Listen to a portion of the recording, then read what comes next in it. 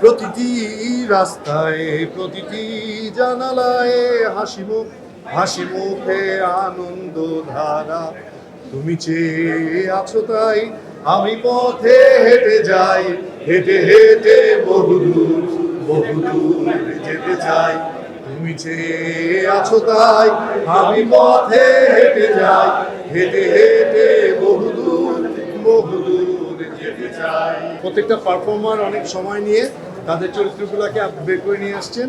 আর সবচেয়ে বড় কথা হচ্ছে বাংলা সিনেমায় সুষ্ঠু ধারার যে সংস্কৃতিটা মেজবাহ রহমান সুমনটা ধরে রেখেছে এবং তারা এগিয়ে নিয়ে যাচ্ছে। এবং একটা সময় দিলে যে একটা শিল্প ভালো হয়, ক্লাসিক হয়, সেটা একটা অনবদ্য উদাহরণ হচ্ছে রোদ।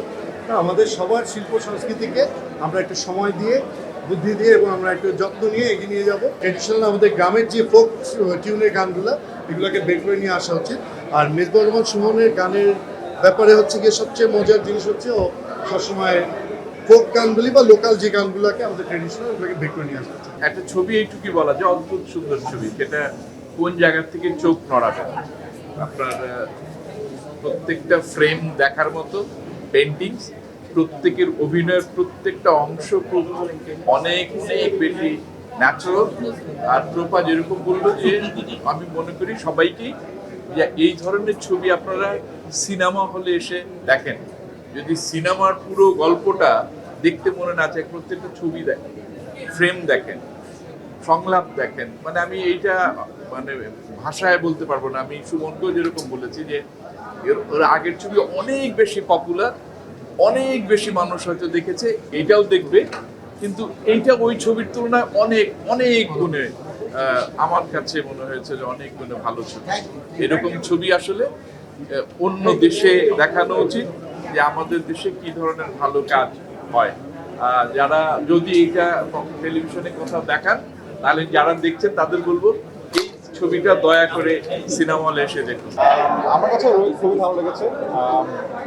মানে মেজবাহ রহমান সুমনের এর আগে দেখা সিনেমা হচ্ছে হাওয়া। সো হাওয়া যখন দেখেছিলাম আমার কাছে মনে হচ্ছিল যে সুমন ভাই যেভাবে সিনেমা বানান এবং পার্টিকুলারলি যেই চোখে বাংলাদেশকে দেখেন সেটা অনেক ইউনিক। উনি হাওয়াতে আসলে আমাদেরকে বাংলাদেশকে সমুদ্রকে দেখেছেন এবং যেভাবে দেখেছেন আমার কাছে মনে হয় যে এইভাবে আমরা কখনোই দেখি না বাংলাদেশকে। ঠিক তেমনি রোহিতকে যখন দেখলাম, রোহিত সিনেমা নিয়ে হয়তো বা সোশ্যাল মিডিয়াতে আমি অনেক দেখেছি কেউ বলেছে আমরা বুঝতে পারলাম কি পারলাম না পুরো সিনেমাটা, বা আসলে কতটুকু সহজ বোঝা। বাট আমার কাছে মনে হয় যে এই সিনেমাটাতে এত কঠিন করে বোঝার কিছু নয়। আপনি যদি আসলে মেজবাহ রহমান সুমনের চোখে বাংলাদেশের একটা খুব সুন্দর জায়গা দেখতে চান, বৃষ্টি ঝড় দেখতে চান, তাহলে আপনি রোহিত দেখতে পারেন। আপনি যদি নাজিফ ফাতুসি অথবা ইমরান ভাইয়ের মতো খুবই ভয়ানক শক্তিশালী অ্যাক্টরদের অ্যাক্টিং দেখতে চান, তাহলে রোহিত দেখতে পারেন।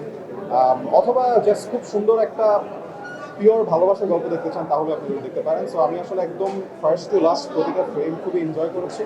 একটা ফ্রেম বলা যায় যে একটা আর্ট ওয়ার্কের মতো। So it was a wonderful experience.